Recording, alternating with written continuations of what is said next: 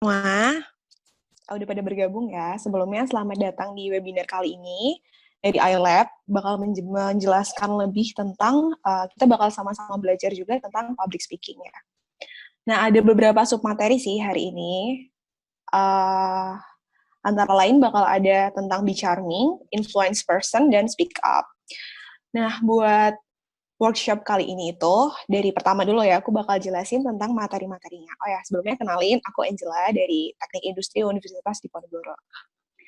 Untuk materi Be Charming ini sendiri akan menjelaskan tentang bagaimana sih proses pembentukan karakter menjadi seorang pribadi yang lebih ramah dalam berinteraksi dengan orang lain, serta bagaimana cara kita untuk menumbuhkan rasa saling percaya satu dengan lainnya.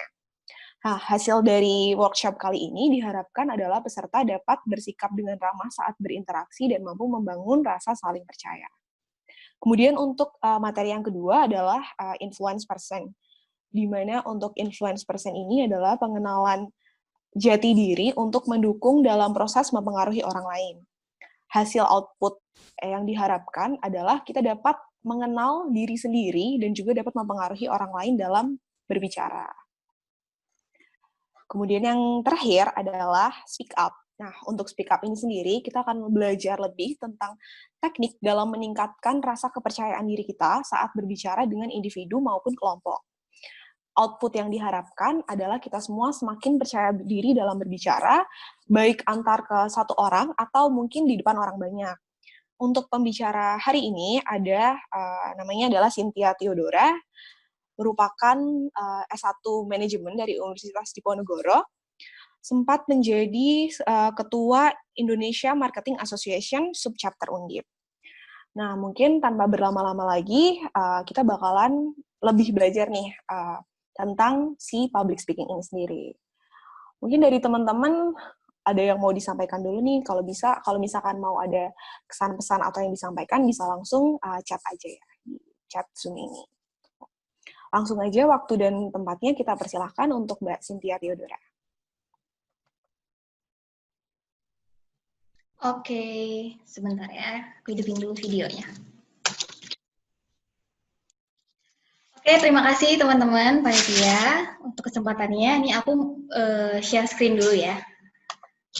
Selamat siang teman-teman semuanya. Senang sekali hari ini saya bisa bareng-bareng di tengah teman-teman untuk kita sharing dan juga belajar tentang sesuatu hal. Nah, teman-teman, banyak banget nih di antara kita itu yang sering berpikir bahwa public speaking itu sesuatu hal yang, kayaknya sedikit menakutkan ya. Kok serem ya, nggak percaya diri ya. Terus ada hal-hal tertentu yang muncul dalam benak kita. Berapa banyak dari kita yang mengakui tentang hal tersebut? Nah, teman-teman, tapi ketahuilah satu hal bahwa sebenarnya public speaking itu yang paling penting adalah bagaimana cara kita melatihnya. Untuk itu, bersama saya hari ini, ya teman-teman, jadi untuk itu sama saya, kita akan belajar tentang public speaking itu sendiri. Teman-teman, selamat datang di Workshop National Public Speaking Online bersama Innovation Elaboration. Hari ini kita akan belajar tentang public speaking, be charming, influence person, speak up, yang akan kita adakan tanggal 7 dan tanggal 18 Juli.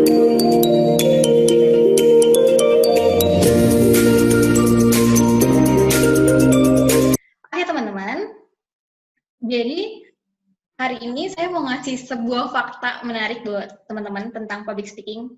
Banyak banget di antara teman-teman mengatakan gak bisa public speaking karena public speaking itu adalah bakat. Tapi sebenarnya, satu hal yang teman-teman harus ketahui, faktanya adalah public speaking itu bukan hanya sekedar bakat, tetapi bagaimana caranya kita belajar, improve terus sampai pada akhirnya kita bisa. Jadi teman-teman, mulai hari ini kita akan belajar tentang tips trik public speaking sehingga teman-teman tuh kedepannya bisa lebih tahu dan lebih paham, oh ternyata public speaking tuh seperti ini gitu. Jadi don't worry. Teman-teman, jadi hari ini tadi sebelumnya saya udah kasih tahu kan bahwa sebenarnya public speaking itu adalah suatu hal yang bisa dipelajarin dan sebelumnya teman-teman bisa tahu dulu sebenarnya tujuan dari public speaking itu apa sih sebenarnya. Nah, teman-teman, Jadi ini saya kasih tahu dulu ya, tujuan dari public speaking itu pertama sekali adalah to inform, untuk menginformasikan. Jadi gini, ketika kita ingin menyampaikan sesuatu, pasti ada informasi yang akan kita berikan nih kepada audiens, kayak gitu. It's different ketika kita cuma speak. Ketika kita berbicara sama orang, kita ya udah bicara aja, kayak gitu. Tapi ketika kita to inform, untuk menginformasikan, ada hal yang harus kita transfer, kayak dari info dari saya ke teman-teman, kayak gitu. Jadi memastikan bahwa ada ilmu yang akan didapatkan dari audiens, to inform. Next, yang kedua adalah to persuade. To persuade ini untuk mempengaruhi orang lain. Gimana caranya itu kita itu bisa mempengaruhi, mentransfer emosionalnya kita nih, yang lagi kita alamin, yang kita rasakan itu ke audiensnya kita, kayak gitu. Untuk mempengaruhi orang itu persuade. Dan ini adalah trik-trik tertentu yang nanti akan saya jelaskan untuk kedepannya. Ini bisa berhubungan dengan kayak lobbying, segala macam, kayak gitu. Nah, teman-teman, ini ada yang ketiga adalah mobilize, untuk meminta lakukan sesuatu. Jadi teman-teman, tiga ini sangat saling berhubungan, kayak gitu. Pertama, menginformasikan, yang kedua, mempengaruhi. Contohnya tuh kayak gini, teman-teman itu misalnya kita buat teman-teman itu bekerja sebagai marketing, jualan.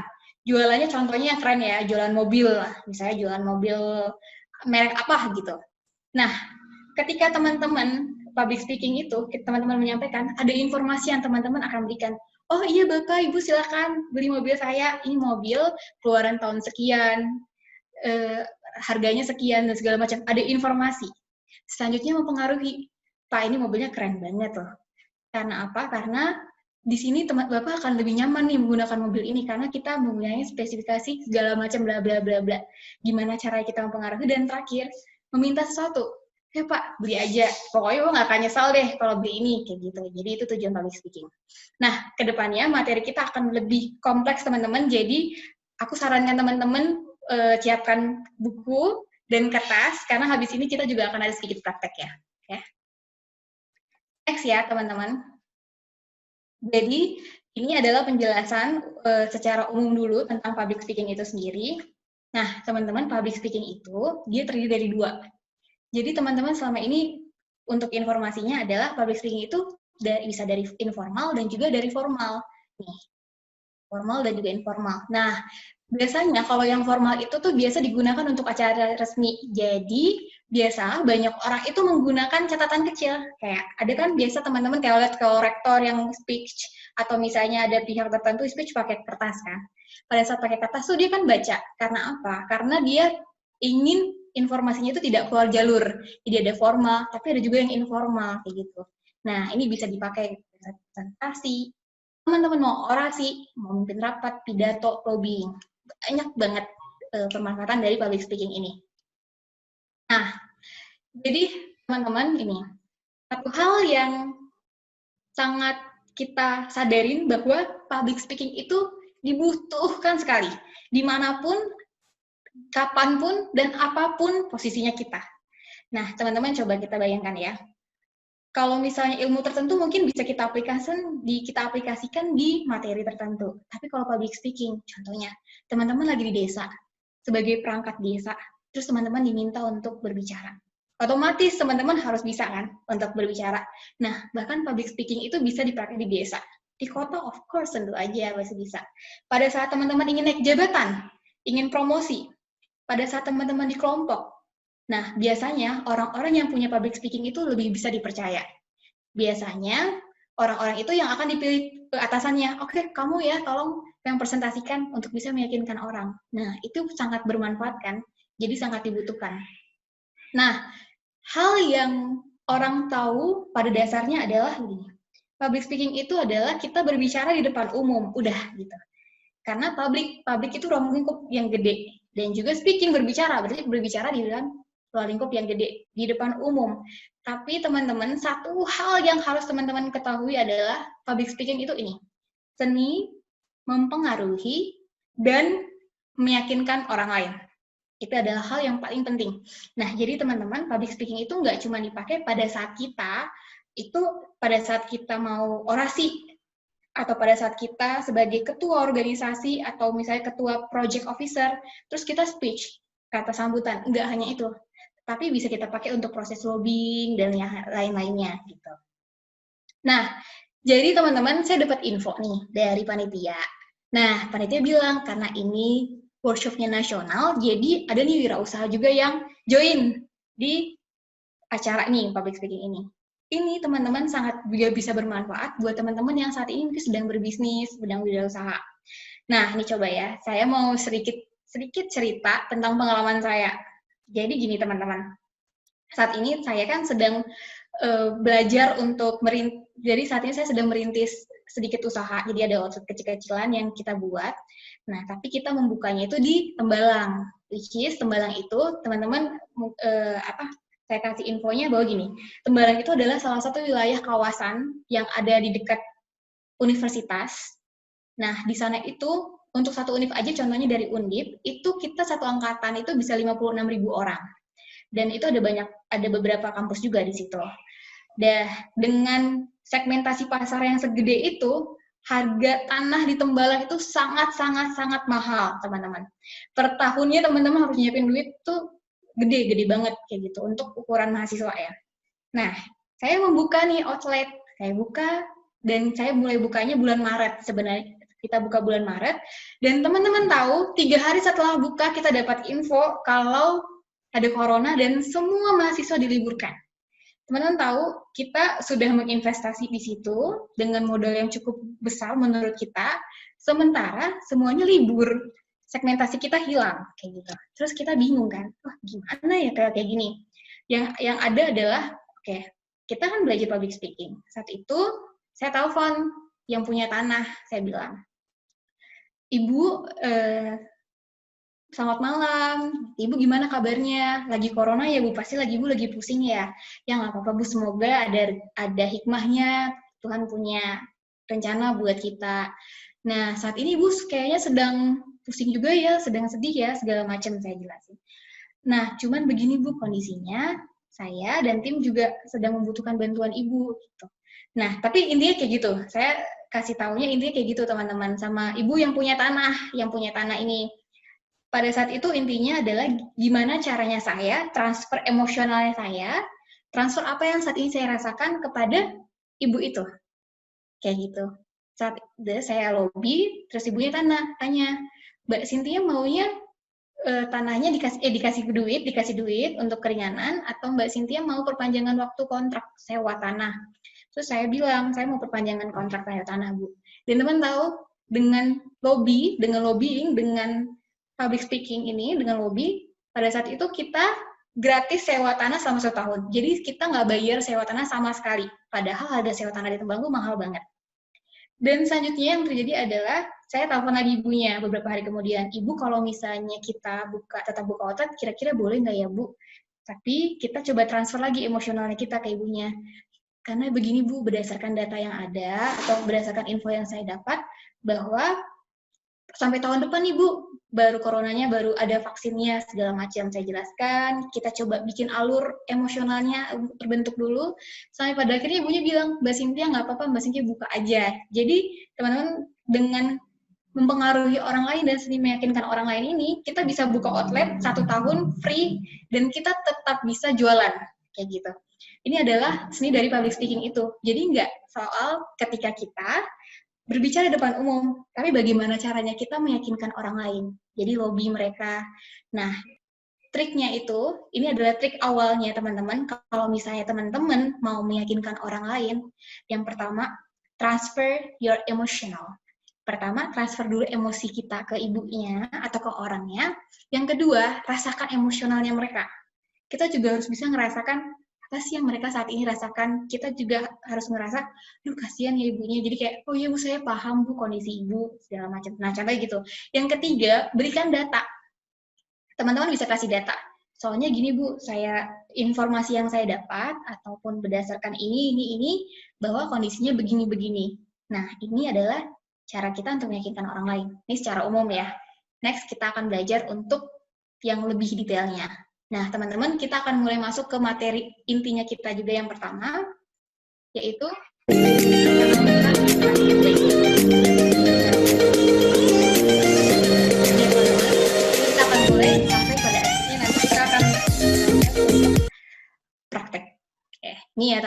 membuka presentasi yang baik. Jadi setelah kita lobby orang lain, itu tadi dari sisi lobbying ya. Selanjutnya kita akan belajar dari sisi mempresentasi, teman-teman.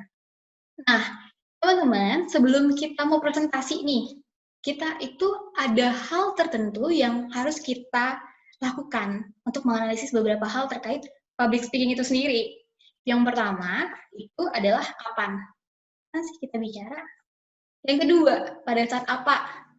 Pada saat apa nih kita berbicara? Ketiga, gimana kita bicara? Yang keempat, terakhir, siapa audiens yang ada di depan kita? Ketika kita mau jadi pembicara atau mau sharing presentasi, kita harus paham empat-empat ini. Kenapa? Contohnya gini, teman-teman kita itu tahu nih, mukadimah tuh banyak sekali kan, kita paham tentang mukadimah.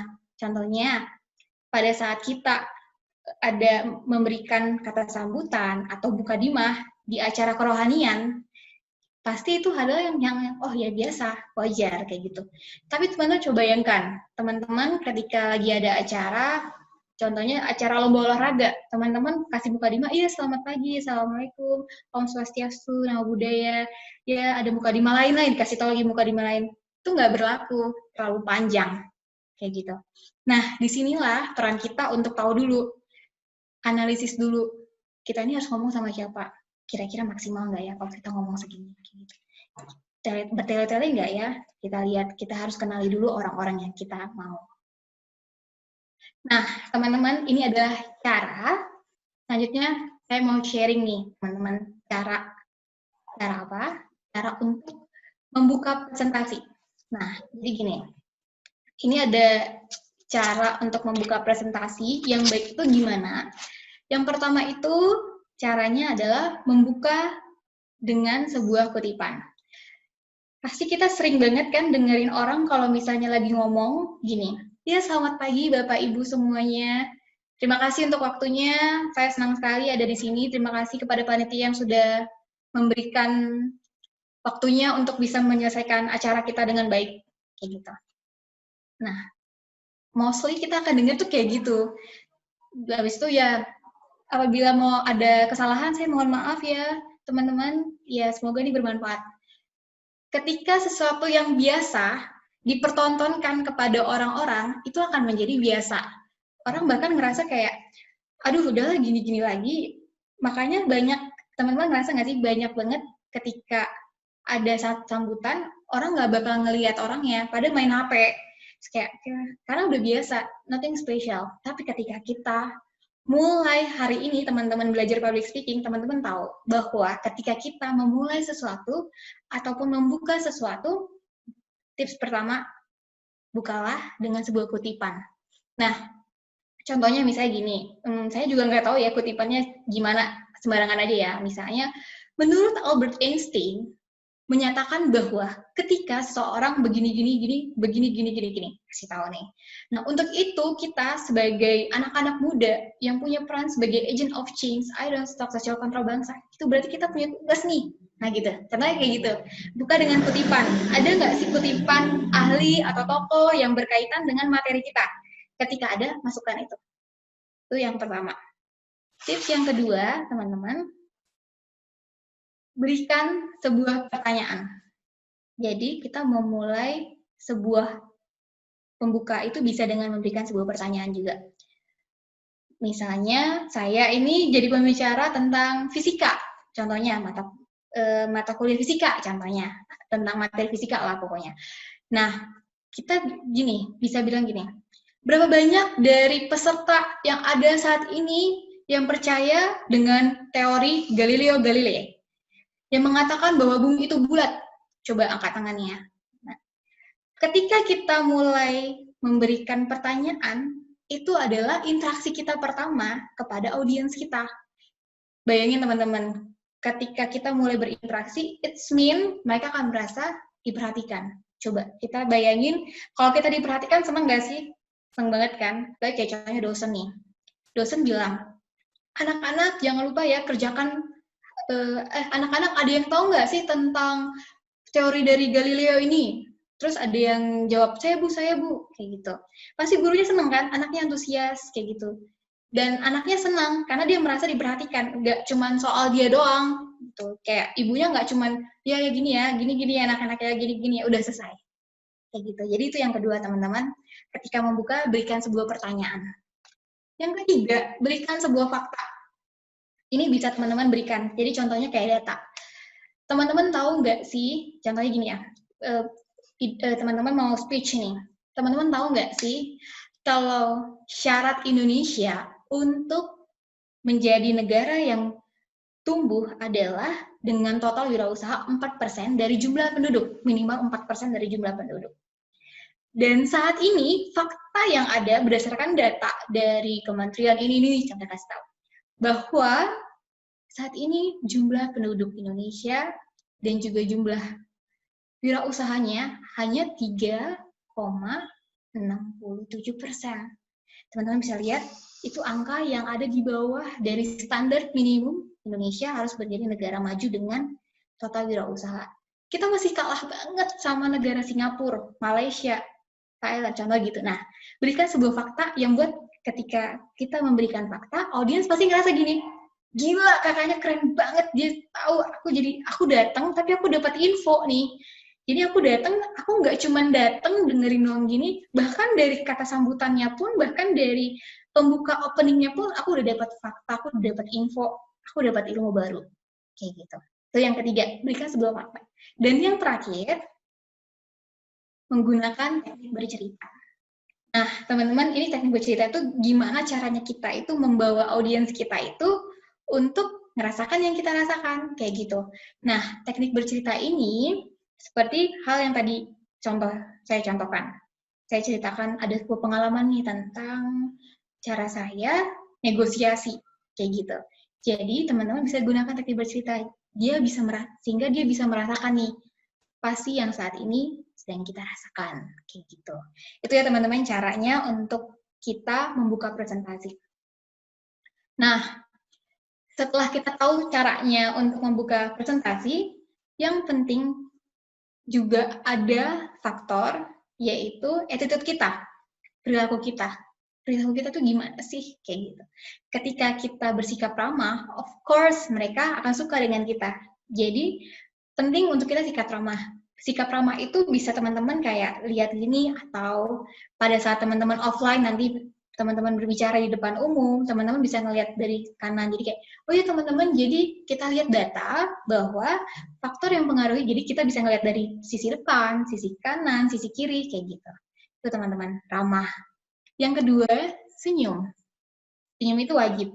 Ketika kita jadi public figure atau ketika kita di depan, kita tuh jadi sorotan. Semua mata itu ngeliatnya nggak mungkin teman-teman jadi pembicara, teman-teman audiensnya itu ngeliat ke sebelah kanan, sebelah kiri, nggak mungkin. Audiens pasti ngeliatnya kamu, kayak gitu.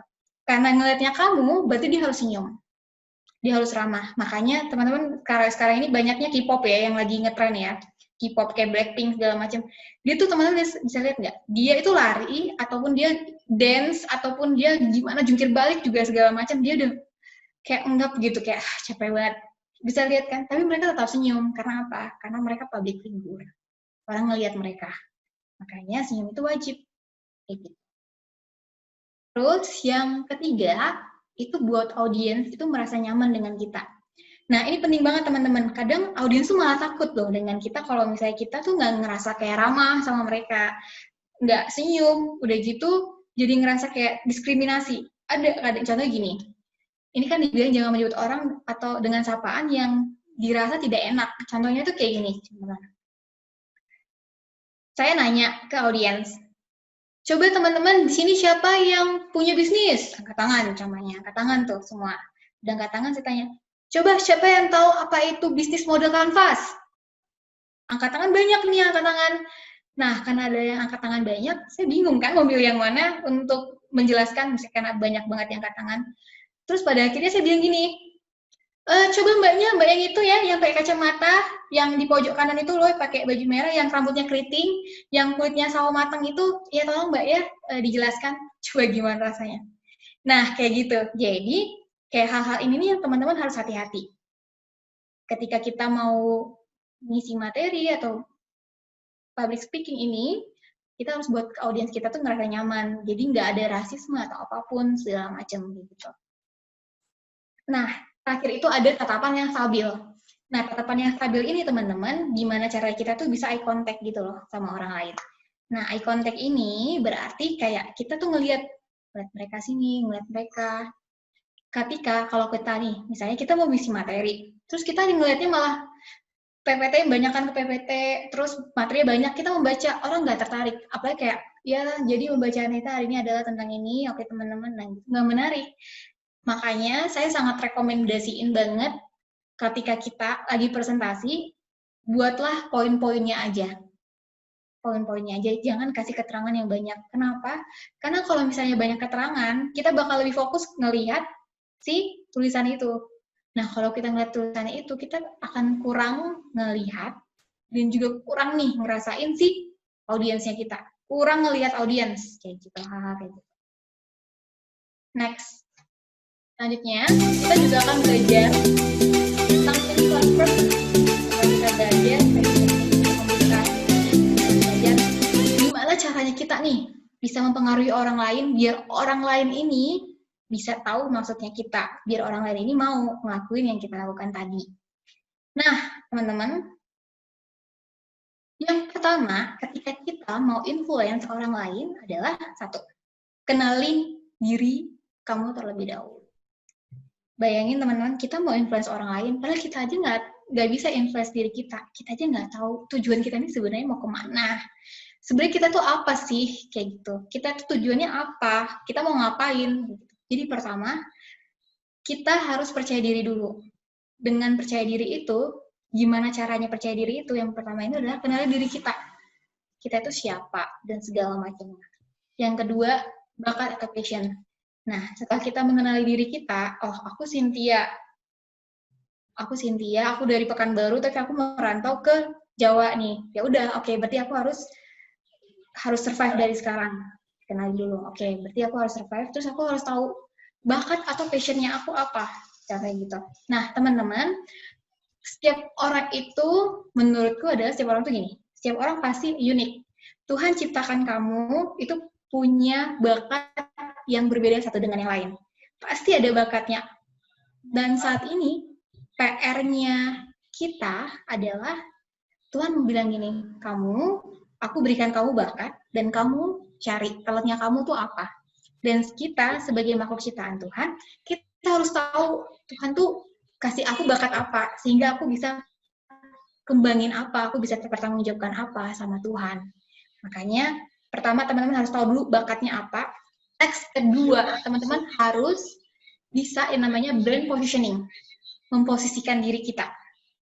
Kita bisa memposisikan diri kita ini sebagai apa, kayak gitu. Nah, jadi gini, yang ada juga berkaitan dengan self branding ya teman-teman. Jadi gini, contohnya gini, aku itu sukanya menulis, contohnya gitu, contoh ya. Contohnya ini misalnya aku nih suka banget nih menulis. Ketika aku suka menulis, berarti aku tahu, oh berarti Tuhan ngasih aku bakat itu di bidang menulis nih, sepertinya. Kayaknya cepat banget nih nangkep kalau materi tentang menulis, hal-hal kayak gitu. Nah, ketika aku tahu bakatku menulis, aku bisa maksimalin. Aku tahu posisiku sebagai penulis, kemudian aku lakukan self-branding, aku branding diriku. Jadi, misalnya aku bisa ngepost tulisanku di Snapgram, atau Instagram, atau di Facebook, atau sosial mediaku yang lain. Itu contoh dari self-branding. Kita bisa membranding diri kita ke orang lain, sehingga orang lain tuh tahu bakat kita apa. Nah, output-nya itu adalah gini teman-teman. Contohnya, misalnya aku misalnya di temanku pengen buat buku tentang biografinya dia. Di posisi lain, aku sering banget nih ngepost tentang tulisanku di Facebookku, di Instagramku, dan lain-lainnya. Otomatis temanku yang awal tadi itu, yang pingin buat biografi, mikir, lu bikin siapa ya? Oke, Cynthia aja deh, soalnya Cynthia sering ngepost. Nah, hal-hal kayak gitu loh teman-teman. Ketika kita bisa branding diri kita, orang lain tahu tentang kita makin lebih percaya diri. Dan biasanya, misalnya nih teman-teman sukanya kan nulis tadi. Ketika ada ngisi materi nih, oh hari ini ada materi tentang karya tulis ilmiah. Dia udah tahu, dia harus nyari siapa? Dia harus nyari kamu yang suka nulis. Nah, itu adalah posisi dari pentingnya self-branding. Banyak banget di antara teman-teman bilang kayak gini, pengen banget self branding, pengen banget ngepost foto atau ngepost video yang berhubungan dengan kreasinya aku, kayak gitu. Tapi aku tuh takut banget sih, takut banget ketika nanti orang lain ngira aku pamer. Nanti aku dikirain, ih ini orang malah pamer sih segala macem. Teman-teman, itu nggak pamer. Aku kasih tahu ya, bahwa sebenarnya ketika kita ngepost karya itu nggak pamer. Tapi kita menghargai diri kita, sehingga kita memberikan award dengan cara mempublisnya biar orang lain tahu tentang bakatnya kita.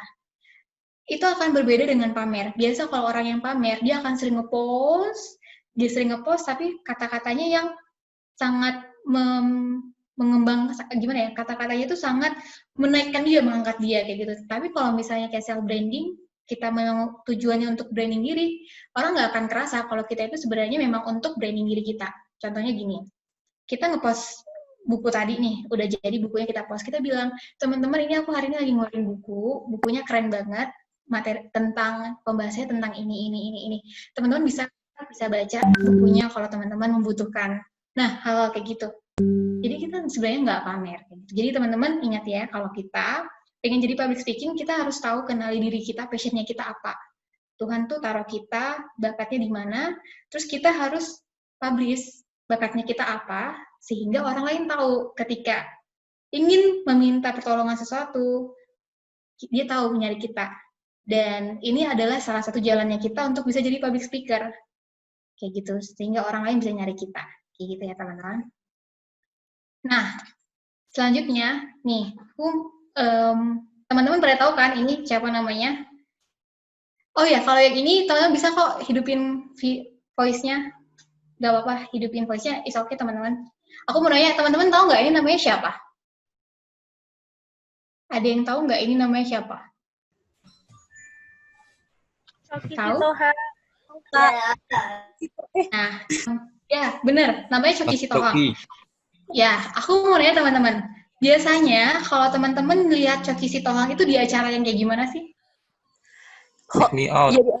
Sih Kak, host gitu. Oke, take me out, oke. Terus next.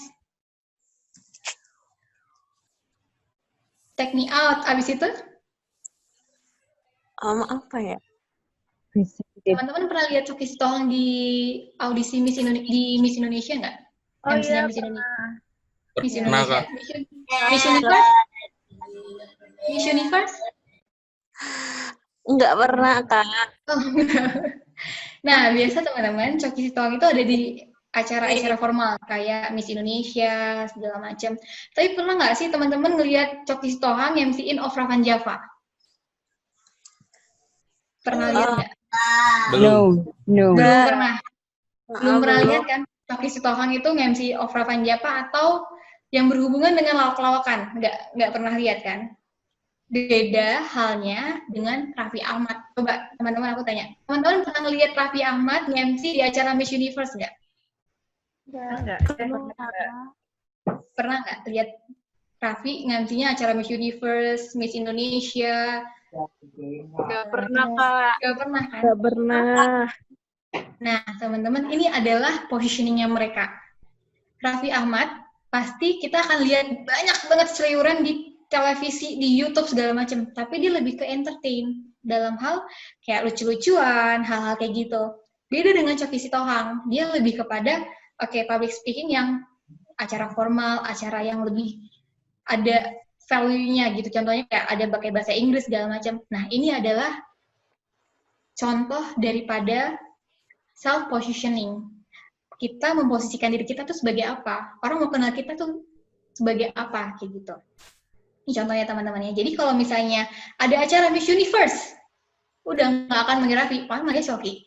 Tapi kalau ada acara Ofra Van Java, atau ada acara lawak apa gitu, pasti manggilnya Raffi. Itu posisinya. Nih, next ya, aku kasih contoh lagi. Teman-teman pakai deterjen nggak di rumah? Pakai kan? Pakai kan? Pakai. Nih, coba ya teman-teman. Ini kalau kali ini benar-benar jawabnya harus kompak. Kalau deterjen yang diingat teman-teman dalam pikiran teman-teman apa? Kalau deterjen. Rinso. Okay. Kalau misalnya odol, kompak. 1, 2, 3. Pepsodent. Pepsodent. Nah, teman-teman aku kan kalau bilang kalau tanya deterjen, Rinso, odol, Pepsodent, minyak makan coba.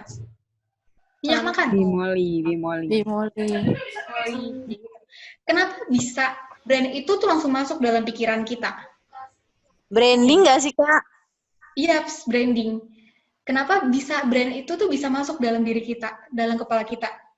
Karena Punya dia keunikan ya. Unik punya gitu apa? loh. Unik dan berbeda dari yang lain kali ya. Ada value yang di bawah gitu loh. Kayak gitu. Karena dia berbeda, unik, ada value yang dia bawa. Dan inilah yang membuat kenapa kita penting untuk kita harus branding diri kita, teman-teman. Kita harus tahu bakatnya kita, sehingga kita bisa branding diri kita, sehingga kita tuh bisa sharing ilmu lagi buat orang lain, sesuai bakatnya kita. Ini pentingnya public speaking. Ini yang akan menonjolkan kepercayaan diri kita. Ketika kita udah tahu bakatnya kita, ketika kita udah tahu value-nya kita akan lebih percaya diri. Sama kayak mereka tadi contohnya, gitu ya. Next, kita coba. Ini adalah selanjutnya, yaitu cara kita mempengaruhi orang lain. Nah, teman-teman, aku mau ngasih tahu satu fakta yang teman-teman mungkin belum tahu tentang sesuatu ini. Ini harganya mahal banget, guys. Kita lihat. Ini adalah faktanya.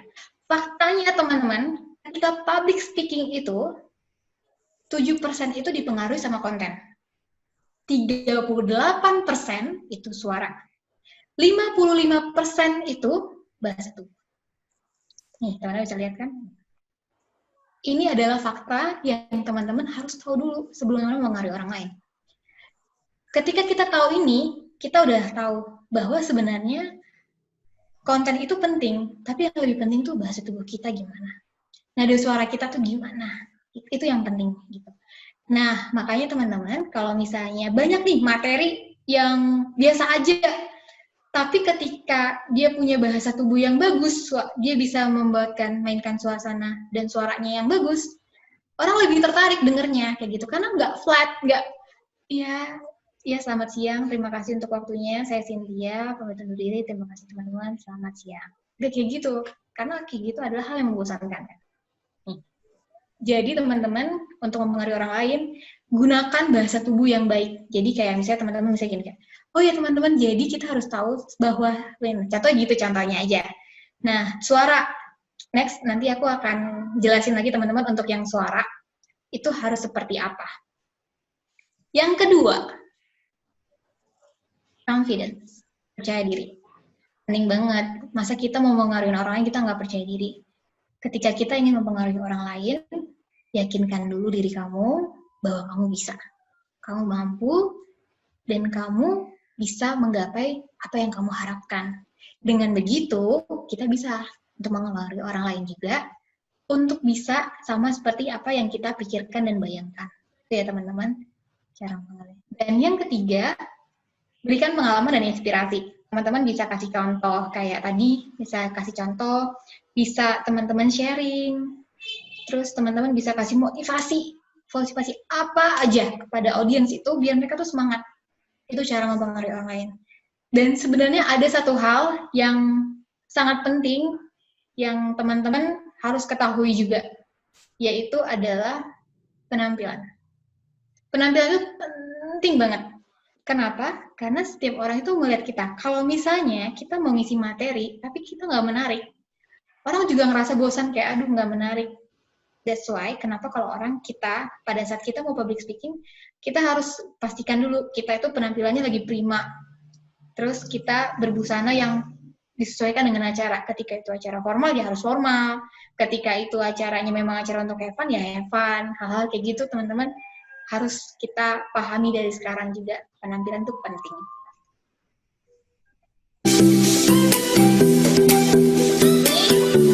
Ini adalah materi kita selanjutnya, yang juga sama uniknya, dan juga yang sedap nih kayaknya. Yaitu adalah berbicara. Ini waktunya kita untuk berbicara ya teman-teman. Nih. Aku akan ngasih tahu juga sama teman-teman fakta-fakta untuk kita belajar tentang berbicara. Tadi kan dijelaskan bahwa 38% itu dipengaruhi dengan suara kan. Nah, ini adalah materi tentang vokal, gimana cara kita mengolah suaranya kita. Yang pertama, itu ada kejelasan suara. Kalau kita mau ngisi materi, tapi kita nggak jelas ngomongnya, orang yang nggak bisa nangkep, kamu tuh ngomong apa? Ya nggak tahu, kita tuh ngomong apa. Jadi, kejelasan suara itu penting. Tadi kan dikasih tahu bahwa tujuan public speaking itu to inform, to kasih info. Kita ngasih info, tapi suara kita nggak jelas, ya orang nggak nangkep ya miskomunikasi. Jadi nggak bisa maksimal ke sana. Yang kedua, nada suara. Teman-teman tahu bahwa nada suara itu ada seninya.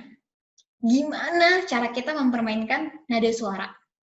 Contohnya nada suara yang rada sedih gitu, atau untuk menginspirasi itu juga bisa. Biasa nada suara ini juga bisa kita pakai pada saat lobbying, kayak tadi pengalaman saya sebelumnya, saya mainkan nada suaranya. Ya Bu, karena kondisinya saat ini, nah gitu.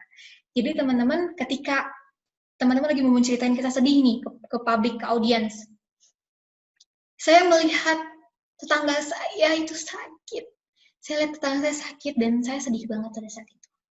Saya lihat mereka, saya merasa bahwa harusnya ini tetap dapat pertolongan. Nah, gitu. Dari suaranya itu hal-hal kayak gitu teman-teman pada saat public speaking itu penting. Kapan teman-teman bisa membawa suasana ketika sedih, atau teman-teman lagi senang, atau apapun. Next. Volume. Besar, kecilnya suara kita. Ini biasanya teman-teman akan sering lihat pada saat ada yang khotbah. Pada saat khotbah itu mau di masjid, mau di gereja, mau di vihara, kelenteng apapun itu, biasa itu tokoh agamanya itu suaranya pasti ada naik. Dan tahukah kita kalau Tuhan, contohnya kayak gitu, akan ada suara tinggi, suara kecil. Karena apa? Dia ingin ngasih ketekanan sama kita, kayak ini nih poinnya nih, ada poin-poin tertentu yang ingin disampaikan. Makanya besar kecil suara itu penting. Next, tempo. Tempo ini juga hal yang nggak kalah penting. Tempo ini untuk kita ngatur kecepatan. Kadang ada saatnya kita kalau ngomong itu bisa temponya pelan. Ada juga saatnya temponya cepat. Contohnya tuh kayak gini. Anak muda sekarang itu banyak banget yang lebih mementingkan diri sendiri. Tapi tahu nggak sih, anak muda itu sebenarnya punya peran yang penting buat Indonesia. Nah, kayak gitu. Dikasih tempo. Jadi ada penekanan-penekanan tertentu. Sehingga mereka bisa tahu tuh harusnya gimana. Next. Yang kelima adalah phase atau langkah dan juga tukan. Kapan teman-teman harus ngetuk? Oke. Jadi teman-teman, gini. Jadi teman-teman, kita sebagai anak muda Indonesia, jadi ada temponya, ada ketukannya. Jadi nggak terlalu cepat banget, dan nggak terlalu lambat banget. Yang keenam, itu adalah pause, waktu berhenti. Nah, waktu berhenti ini ada maksudnya.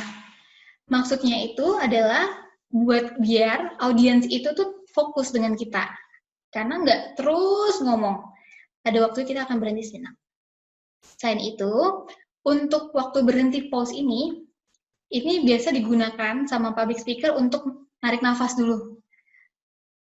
Tahan nafas, kayak gitu. Jadi ini biasa kita gunakan untuk nyari udara dulu deh, biar nggak terlalu banyak ngomong gitu. Kita kadang butuh waktu berhenti sebentar. Next, yang ketujuh adalah aksentuasi, stretching atau penekanan suara. Penekanan suara ini biasa kita pakai untuk kita memotivasi orang lain. Makanya biasa kayak Mario Teguh, Meryl Diana, atau siapa aja. Ketika mereka ngasih motivasi atau apapun, akan ada kalimat ataupun kata yang ditekan. Kayak gitu. Kayak contohnya tuh misalnya gini. Berapa banyak dari kita yang tahu public speaking itu penting. Tapi berapa banyak dari kita yang masih saja diam dan kita nggak belajar tentang public speaking itu, padahal kita tahu itu penting.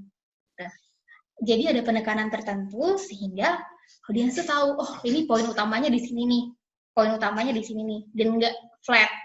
Bayangin kalau kita ngomong nggak ditekan, flat, ya teman-teman, berapa banyak dari kita yang tahu public speaking itu penting, Tapi berapa banyak dari kita yang tidak merealisasikannya. Kita malah hanya tidur.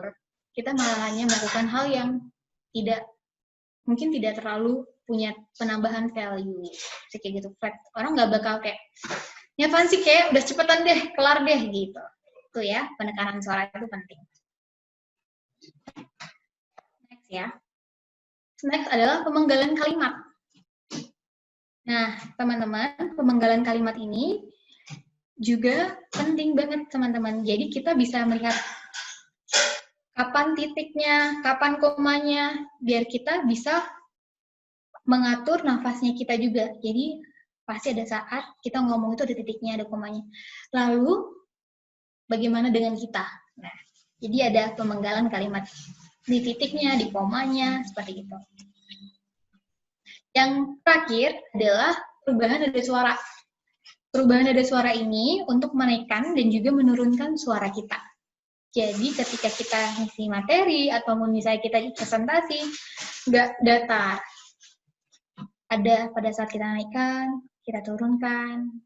Ini adalah teknik-teknik vokal yang teman-teman bisa ketahui dari sekarang untuk bisa memaksimalkan public speaking teman-teman. Nah, ini ada contoh ya teman-teman. Contoh dari Mbak Nana, catatan Najwa. Jadi biasa kan Najwa Shihab ini suka nih ngasih materi, ada catatan-catatan tertentu, narasi, kayak gitu. Nih, dan nanti ke depannya teman-teman ada dua narasi lagi yang next teman-teman yang bacain ya. Yang ini aku bacain dulu, next teman-teman yang bacain. Ini catatan Najwa. Karena Indonesia bukan kerajaan. Anak presiden bukanlah putri atau pangeran. Tidak ada mahkota, putri mahkota, sebab semua warga punya hak yang setara. Keistimewaan bukan karena keturunan. Tiap orang harus bekerja untuk mendapat kehidupan. Nah, jadi teman-teman kayak gini contohnya. Ada saat teman-teman nadanya ditinggikan, direndahkan, ada saat temponya dicepatkan, dilambatkan. Hal-hal kayak gitu tuh penting pada saat kita public speaking. Next, ini ada narasi selanjutnya. Tapi narasi kedua ini aku pengennya teman-teman yang bacain. Salah satu dari teman-teman yang bacain. Nah, kira-kira teman-teman ada nggak yang bisa tolong aku untuk bacain narasi ini? Ini sedikit, singkat. Ayo teman-teman, kita harus berani. Karena ini adalah kesempatan kita untuk melatih percaya diri kita. Ada yang mau bacakan? Monggo teman-teman, ini narasinya pendek kok, pendek banget teman-teman. Kalau ini ya bisa jadi pelajaran buat teman-teman. Aku tunjuk ya, satu orang ya. Ini yang ada di layarnya aku, ada Hanafida. Hanafida yang mana? Saya. Nah, coba Mbak Hana bisa nih minta tolong Bisa. saya bacain narasi yang kedua. Oke. Kita semestinya berdoa di antara kata-kata. Dalam tanda jeda, misalnya, agar bahagia sebelum sampai tanda titiknya. Nice, keren banget. Makasih Mbak Hana. Nah, kayak gitu teman-teman. Ini ada tanda titik kan, ada tanda koma juga. Kita bisa lihat kapan kita naikkan suaranya, kapan kita turunkan suaranya, kapan kita mau tekan suaranya. Ini bisa jadi pembelajaran dari teman-teman juga. Nah, yang kedua, ini ada juga nih, narasi yang kedua. Ini, saya juga mau minta tolong satu orang yang buat bacain narasi yang kedua ya. Ada nggak yang mau bacain lagi selanjutnya? Oh, ini masih malu-malu. Saya tunjuk lagi ya, teman-teman. Kalau masih malu, saya mau tunjuk Safa C ini. Iya. Nah, oke Mbak Safa, bisa tolong saya nggak? Iya. Oke. Monggo Mbak Safa dibaca. Jauh di sana, entah di mana, seorang petualang berdoa kepada Tuhannya. Ia tak meminta dimudahkan, tapi memohon untuk selalu dikuatkan. Yeay, siap-siap. Thank you Mbak Safa. Nah, nih teman-teman, ini adalah contoh lagi. Ini contoh narasi teman-teman yang kita bisa bacakan. Contoh singkatnya ya, kita bisa bacakan untuk kita mainkan nada suara kita bagaimana, vokal kita bagaimana. Nah, selanjutnya ini ada implementasi dari materi-materi kita yang ada saat ini, itu dari video. Jadi video ini adalah video yang acara yang diadakan sama TEDx. Teman-teman bisa lihat videonya ya. Ini saya serahkan ke panitia untuk sharing videonya.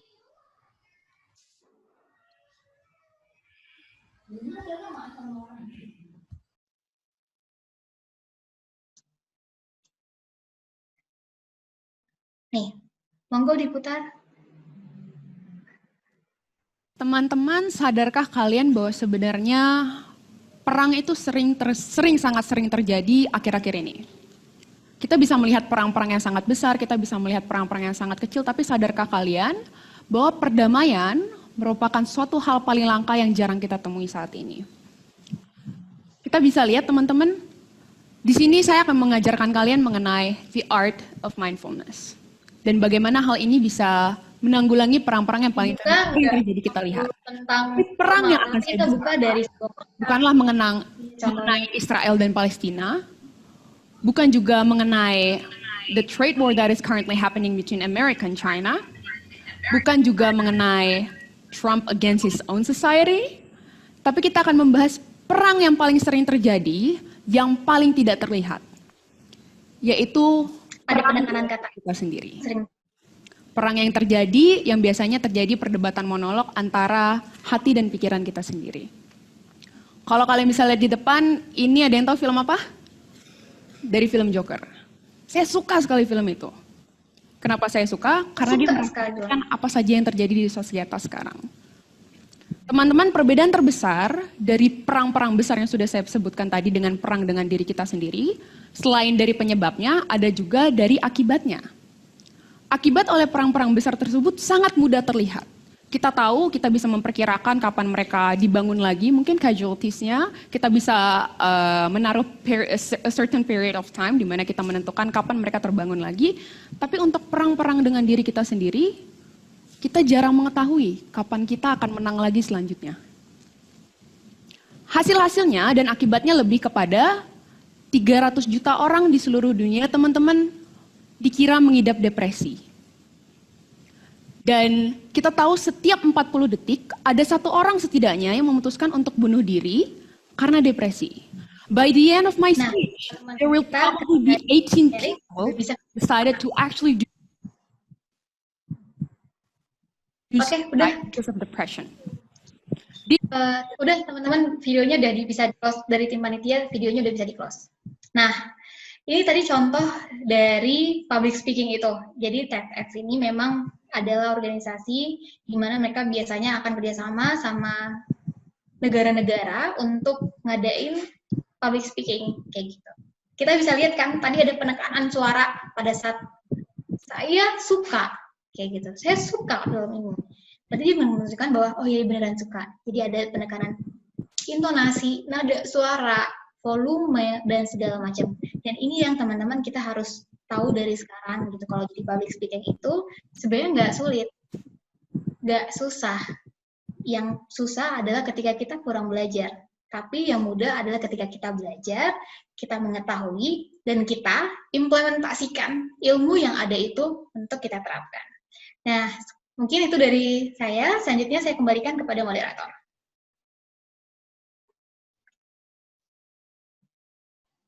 Oke, terima kasih ya Mbak Cynthia. Materinya benar-benar sangat menarik dan sesuai banget sama yang realita kita hadapi sekarang. Oh ya, buat teman-teman yang lain, kalau misalkan ada pertanyaan, bisa langsung aja chat di chat Zoom ini.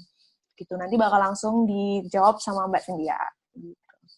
Saya lebih mau nanya juga sih Mbak, mungkin kalau menurut Mbak sendiri, gimana sih kalau seorang public speaker itu sering merasa ketakutan kalau dia gagal dalam menyampaikan materinya? Pernah nggak sih Mbak Cynthia ngerasa seperti itu, dan gimana cara Mbak Cynthia untuk menanggulangi perasaan itu sendiri sih? Oke. Nah, jadi gimana ketika kita ngerasa gagal ya nyampein materi. Jadi teman-teman gini, akan ada perasaan kayak gitu di awal, pasti ada.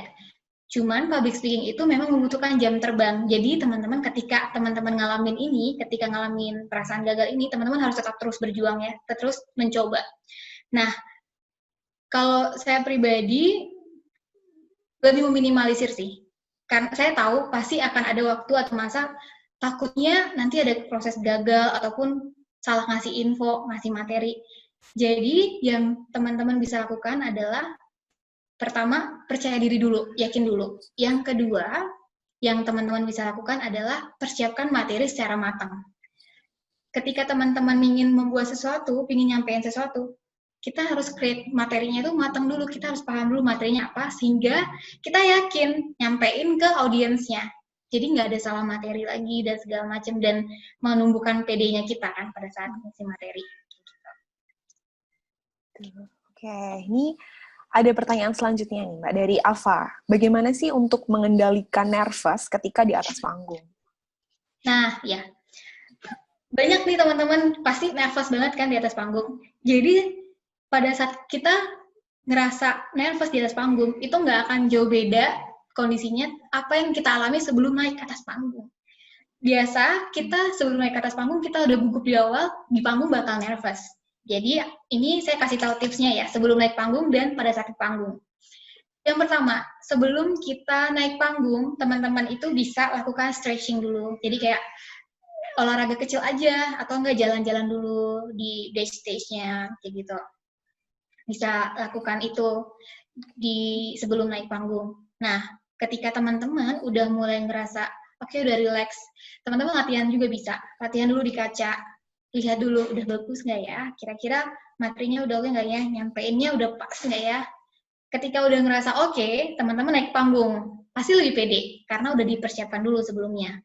Ketika di atas panggung, ada hal gugup yang terjadi, kita bisa lebih kontrol. Nah, cara kontrolnya, teman-teman tuh bisa lihat jidat audience, itu salah satu tips ya.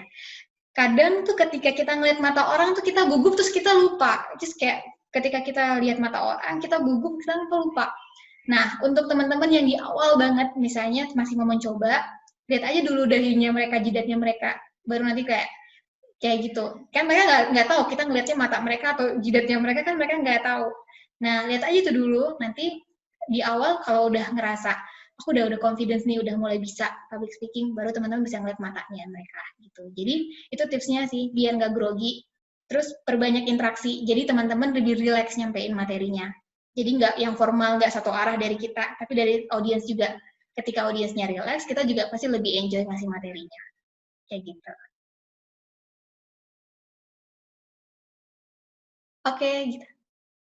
Oke, ini ada lagi dari Tita, Kak. Nah, Tita nanya nih, Kak Sin, kan ada banyak jenis intonasi saat public speaking, utamanya saat presentasi. Nah, kalau misalkan kita berbicara yang intonasinya nggak bisa tegas nih, itu apakah masih bisa sih untuk nge-influence people, dan bagaimana biar menarik gitu? Mau tipsnya, Kak? Gitu. Ya, pada saat kita presentasi dan nggak bisa tegas ya, kita nggak bisa tegas saat itu. Nah, teman-teman, tadi kan ada banyak nih, ada 9 vokal yang bisa kita pakai.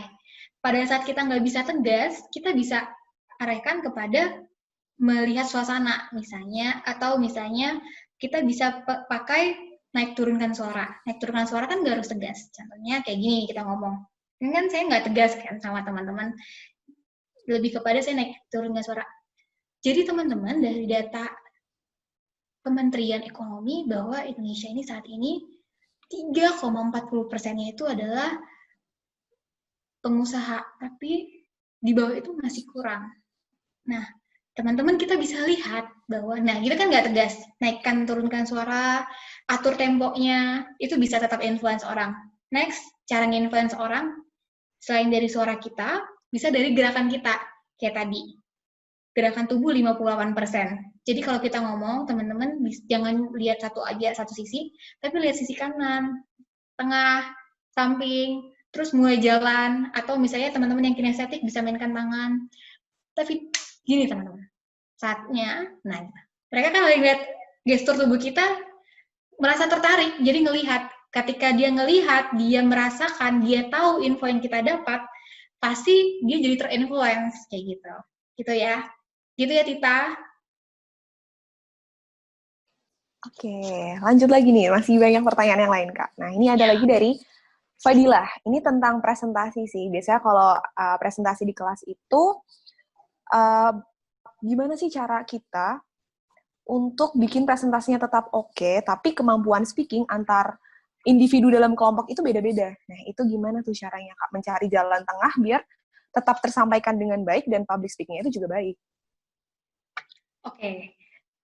Nah, biasa sering ya kalau kita di kelas itu presentasinya itu materinya satu, tapi ya karena kelompok yang nyampein materi 5 orang kan.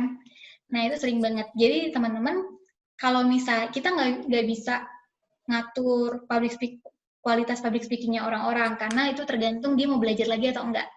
Kayak gitu. Nah, ketika dalam kelompok itu, kita pengen materinya itu bener-bener bagus. Materinya itu tuh bener-bener bisa lihat, wow. Pertama, kita siapkan diri kita dulu. Kayak gitu. Kita siapkan diri kita dulu untuk materi kita ini, oke, yang penting aku dulu public speaking-ku bagus. Dengan cara volumeku, dengan cara gesturku. Yang kedua, ketika kita memang pingin orang lain juga melakukan yang sama, kasih tahu info ini ke teman-teman kamu. Hari ini kamu ikut public speaking class, di acara ini, berikan info itu ke teman-teman kamu juga. Jadi kasih tahu teman-teman kamu bahwa, kalau public speaking itu tuh kayak gini loh, kayak gitu. Nah, nanti jangan lupa ya, mainkan gestur aja, terus pada saat ini ditekan aja suaranya tadi. Kan kayak gitu. Jadi tetap yang paling penting adalah ketika kita pingin orang lain melakukan itu, kita kasih tahu dulu. Kasih tahu info yang benar tuh begini loh. Kita ajarin dulu dia sehingga dia tahu dan dia melakukan. Jadi satu kelas itu, satu kelompok itu bisa maksimal dalam presentasinya. Gitu. Gitu Fadila. Dikasih tahu ya ke temennya info yang ini ya. Lanjut lagi nih Kak dari Ava nih. Gimana sih cara mengkondisikan diri saat presentasi di depan orang baru? Soalnya kadang susah gitu kalau di depan umum dan masih takut. Oke, kondisikan diri ya. Dari AHA ya tadi ya namanya ya? Dari Ava. Dari Ava, ya. Dari Asa. Nah, dari Asa nih pertanyaannya, gimana kondisikan diri karena di awal-awal itu takut ya. Jadi gini, balik lagi Asa, kalau misalnya kita mau ngasih materi, jangan lupa latihan dulu. Yang kedua, setelah kita latihan, kita udah mulai kan masuk ke materinya. Bisa pertama latihan dulu, yang kedua sebelum materi ataupun sebelum kita ada di lingkungan baru, kita kenalan dulu sama orangnya. That's why kenapa rata-rata orang yang jadi pembicara bakal ketemu dulu moderatornya atau misalnya sharing dulu, cerita dulu, ada LO-nya. Kenapa ada LO dan segala macam? Pertama memang memudahkan orang. Yang kedua, biar kita ngerasa aku punya teman di organisasi ini, di acara ini, aku punya LO. Ketika aku udah punya temen nih di organisasi ini, aku ada temennya, ada LO-nya, pasti akan ngerasa nyaman kan? Nah, itu akan lebih membuat kita lebih gampang untuk mengkondisikan diri. Jadi, LO yang ada coba dideketin aja, kayak diajakin ngomong, terus diajakin discuss, sehingga kita ngerasain lebih nyaman di acara itu. Gitu. Gitu ya, Asa. Ya, dari Ava Kak namanya. Ava, ya. Ava. Iya. Oke, lanjut dari Umi nih, ada lagi. Saya kadang kalau lagi gugup atau bicara di depan orang banyak tuh suka jadi cepet banget ngomongnya. Kasih tips dong Kak, gimana cara ngatur biar nggak kecepetan ngomongnya, apalagi pas lagi gugup atau grogi. Nah, ini masalah yang aku juga alamin dulu nih, teman-teman dari Umi ya. Gimana kalau kita lagi gugup atau lagi ada sesuatu, nggak cepet ngomong. Ini juga sempat aku alamin dulu, sangat-sangat ngalamin. Jadi ngomongnya lebih cepet, kayak gitu. Nah, jadi teman-teman, biar nggak terlalu cepat ngomongnya, yang dilakukan adalah kita pertama tahu dulu kan. Tahu dulu bahwa aku mau ngasih materi. Ketika aku mau ngasih materi, aku pengen banget infonya ini tuh dapat ke teman-teman. Aku pengen dapat infonya. Dan aku tahu bahwa tadi, suara tuh 30% itu mempengaruhi ngomong. Suara itu mempengaruhi kita, orang tuh lebih ngerti dengan kita atau enggak. Berarti, berarti aku nggak boleh terlalu cepat ngomong. Caranya aku biar nggak terlalu cepat ngomong adalah latihan dulu. Jadi sebelum kita ngisi materi, kita latihan dulu, jadi ada PPT, kita latihan dulu, rekam. Teman-teman punya HP, HP-nya bisa teman-teman pakai buat ngerekam, untuk ngetes, temponya udah pas belum ya? Kecepatan nggak ya nanti kalau aku nyampein materi? Dan udah oke nggak ya? Nah, ini ada HP, teman-teman bisa pakai untuk ngerekam, dan juga untuk maksimalin tempo ataupun ngisi materinya teman-teman. Gitu. Itu nih. Oke, ini lanjut lagi dari, mungkin Hana dulu ya. Dari Hana ini, bagaimana sih cara kita untuk menghadapi beberapa audiens yang bermain handphone ketika kita presentasi? Wah, ini kayak common banget ya yang terjadi. Nah, banyak nih audiens itu kalau kita lagi ngomong tuh main HP kan. Tapi kenapa sih audiens itu bisa main HP pada saat kita ngomong? Teman-teman mau tahu nggak alasannya apa? Alasan kenapa banyak banget audiens yang main HP kalau kita ngomong, karena kita membosankan. Itu fakta. Karena kita tuh membosankan, kayak nggak ada something different atau something better yang kita bisa hasilkan kepada orang lain sehingga mereka itu tertarik. Nah, jadi teman-teman, ketika kita mau audiens itu nggak main HP, kita harus berikan sesuatu kejutan baru. Contohnya nih, pada saat kita buka aja deh yang beda, kasih yang beda. Kayak dimulai dari quotes, mulai dari pertanyaan, kita mulai dari kutipan, atau apapun, udah beda. Dari situ orang udah mulai ngeliat, apa ya nih ya? Oke. Setelah itu kita berikan lagi data, kita mainkan suara kita, terus kita mainkan bahasa tubuh kita, segala macam. Dia nggak akan mengalihkan pandangannya ke kita. Karena apa? Karena kita udah bisa buat itu menarik. Kayak gitu. Itu meminimalisir orang yang main HP. Kalau memang benar-benar dia masih main HP, berarti ada satu yang emang urgent, yang memang dia harus pegang HP. Tapi ketika memang kita bisa ngasih materi yang menarik, kita bisa maksimalin yang ada dari suara, gestur tubuh, dari materi kita, aku jamin nggak akan ada yang main HP pada saat kita ngisi materi. Gitu, Ana. Oke, ini kita lanjut lagi ya. Dari Nuriza. Mau tanya, Kak, gimana caranya ketika kita sedang presentasi tetapi lupa materi yang akan disampaikan, terutama tentang data? Oke. Nah, nanti pertanyaan dari Nuriza, kalau misalnya kita presentasi, tapi kita lupa nih dengan materinya kita, apalagi data. Nih, aku kasih tips sama teman-teman. Ketika kita mau nyampein materi dan bikin PPT, kita ngasih materi yang poin-poinnya aja, yang penting-pentingnya aja.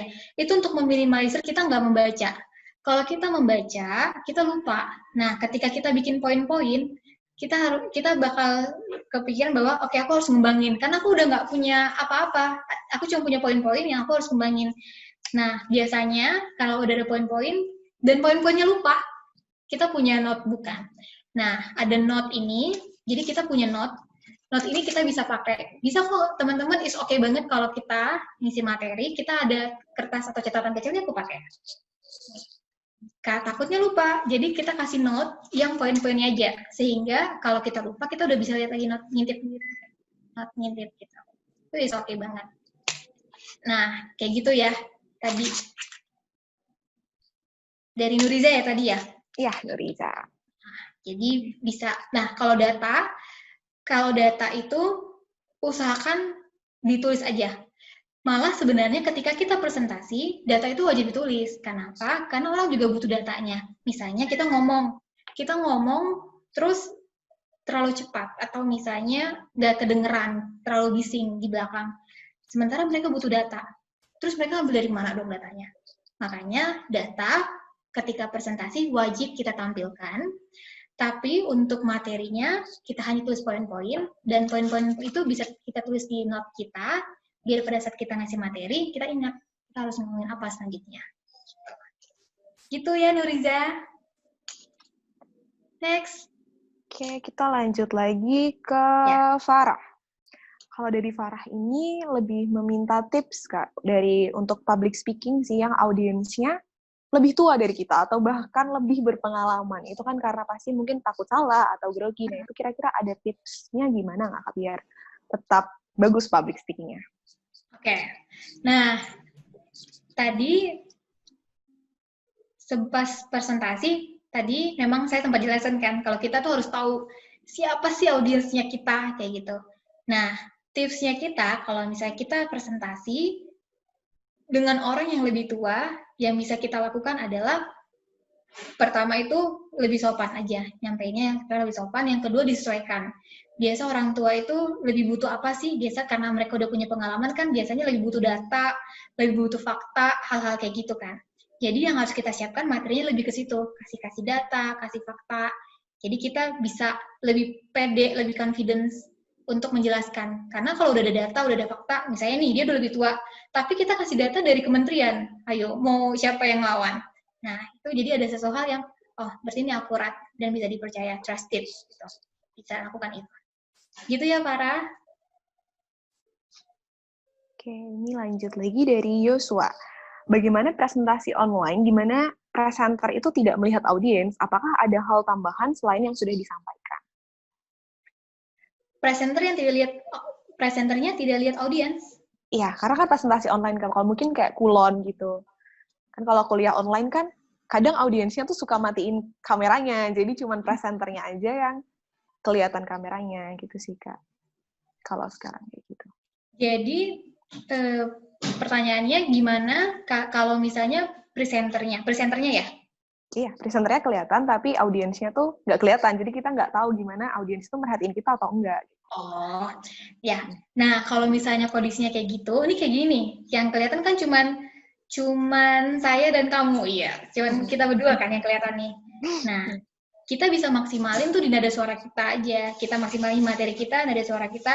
Yang penting kita maksimalin yang harusnya kita maksimalin. Selebihnya ketika seandainya memang dia nggak ngelihat materinya kita atau apapun, itu udah nggak urusan kita. Berarti dia yang rugi. Kayak gitu. Jadi nggak masalah. Yang penting dimaksimalin di gestur tadi, nada suara sama materi. Udah, itu yang penting. Gitu, Joshua. Dari Elda, ini tadi kan diberikan ya tips-tips cara presentasi yang baik. Nah, bagaimana kalau tetap mau buka presentasi dengan sapaan, misalnya lebih kayak basic sapaan sih yang selamat pagi dan lain-lain, apakah lebih baik dilakukan sebelum atau sesudah membuka dengan kutipan? Nah, oke. Pertanyaannya pada saat kapan ya kita buat kutipannya ya? Nah, teman-teman kalau misalnya membuka salam itu wajib. Jadi kayak paling nggak selamat pagi, atau selamat siang, atau kayak gitu. Ini kalau untuk membuka kutipan ini, kalau menambahkan kutipan itu bebas. Teman-teman mau naruhnya itu di depan, sebelum kita ngasih materi, sebelum kita kutipan ini, sebelum kita ngasih sapaan, atau sesudah itu bebas. Sama-sama menarik. Tapi biasanya kita ngucapin salam dulu aja. Kita ngucapin salam, setelah itu baru kita masukin kutipan. Kayak gitu. Gitu, Alda. Oke, terus mungkin ini yang terakhir ya, Kak. Dari tadi ada lagi dari Ava. Ava pengen lebih tahu sih gimana cerita kok Kak Cynthia ini bisa terjun ke dunia public speaking. Terus bagaimana sih perjalanannya pengen lebih dimotivasi lagi? Oke, cerita perjalanan ya. Oke. Nah, ini pas banget nih penutup, karena tadinya aku juga mau ceritain ini. Ini sekalian aku jelasin, tapi ada outputnya ya teman-teman. Habis ini setelah aku ngejelasin perjalanan aku, besok kita akan ada kelas lagi, dan besok kita akan mulai praktek, oke? Jadi ini aku akan coba kasih motivasi buat teman-teman, dan besok kita akan praktekin ya. Ini perjalanannya aku. Jadi sebenarnya aku tuh juga tipe orangnya tuh kayak nggak percaya diri, aku nggak confidence, dan aku tuh orangnya minderan banget gitu, yang orang mungkin nggak begitu tahu. Nah, jadi perjalanannya aku bisa masuk ke public speaking itu dimulai dari ada satu hal atau suatu achievement yang aku dapat pada saat itu, pada saat mulai kampus. Jadi aku baru public speaking juga masih baru banget pada saat aku kuliah. Jadi ada achievement yang aku sempat dapat, aku mulai diundang nih ngisi materi. Kayak gitu. Nah, lama-lama aku mulai terjun ke organisasi. Pada saat aku terjun ke organisasi, orang kenal, mereka juga minta aku buat ngisi materi nih, jadi pembicara di organisasi-organisasinya mereka. Jadi aku udah mulai ngisi materi, pada saat itu aku mulai ngisi materi itu di semester 3. Jadi bener-bener baru banget punya adik kelas bulan Agustus semester 3. Jadi bener-bener baru naik kelas semester 3, punya adik kelas, langsung minta buat ngisi materi. Padahal aku aja ngerasa aku nggak bisa. Jadi mulai situ berjalannya waktu aku ngerasa banyak banget yang nawarin ngisi materi, minta, Mbak Cynthia tolong ya jadi pembicara di organisasi ini. Karena aku orangnya nggak pedean, minderan. Yang terjadi adalah teman-teman, saya menolak itu. Saya nggak ambil tawaran itu. Rasanya pengen banget untuk bisa sharing, ngasih ilmu, tapi rasanya sangat minder dan nggak pede. Kayak aku nggak bisa, udahlah nggak. Yang terjadi adalah saya nolak itu, terus teman saya tahu saya nolak organisasi. Jadi itu salah satu BEM di fakultas lain. Teman saya tahu saya nolak itu, dan teman saya bilang gini, Cynthia kamu sombong banget. Dia bilang kayak gitu. Kamu parah banget, Sin. Masa ada kesempatan buat sharing, kamu nggak mau sharing? Saat itu aku bilang, kayak, mau sharing, tapi nggak pede, karena presentasi depan orang itu kan hal yang, duh gimana ya, takut salah, takut ini, segala macam. Sampai pada akhirnya, saya memutuskan untuk ambil les. Saya les public speaking. Nah, saya ambil les public speaking, tapi kondisinya adalah saya ambil les public speaking itu dalam bahasa Inggris. Jadi saya ambil les public speaking itu tapi pakai bahasa Inggris gitu loh teman-teman. Jadi speech class kayak gitu. Nah, di situ saya tuh deg-degan banget, aduh diterima nggak ya? Karena ada seleksi banget untuk dapat ikutan kelas itu, diseleksi banget. Cuman pada saat itu saya ngerasa ya udah deh coba dulu aja. Jadi saya coba daftar ke kelasnya, dan thanks God-nya diterima nih ikutan kelas. Karena teman-teman tuh nggak semuanya bisa dapat, dan thanks God banget diterima. Berarti kayak Tuhan mau saya harus belajar public speaking nih, gitu, diterima. Setelah diterima ikut kelas les itu, speech class itu, public speaking class itu, ada lomba public speaking. Saat ada lomba, itu rasanya kayak gini, ya ampun gila nih, orang tua aku tuh udah ngeluarin duit banyak banget loh.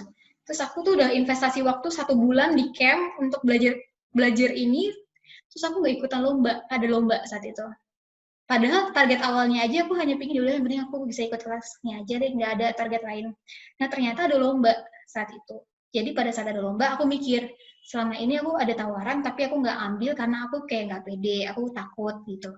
Terus yaudah deh aku ikutan lombanya, biar aku bisa ngelatih percaya dirinya aku. Biar aku tuh lebih terbiasa ketika next ada waktu untuk isi materi di depan orang. Ya udah teman-teman, jadi pada saat itu aku mulai ikutan lomba public speaking, dan pakai bahasa Inggris, which is bahasa Inggrisku aja kayak aku cuma bisa yes sama no, aku ikutan. Dan satu hal yang aku belajar banget dari situ adalah kita nggak akan tahu kemampuan kita sampai mana, kita nggak akan tahu kapasitas kita sampai mana sebelum kita mencoba. Selama ini aku ngerasa aku nggak bisa dan aku tolak ngisi materi. Padahal ketika aku ikut lomba, dan ternyata thanks God banget hasilnya sangat memuaskan. Pada saat itu ternyata yang menang saya. Aku yang tadinya nggak mau kayak nggak mau banget gitu.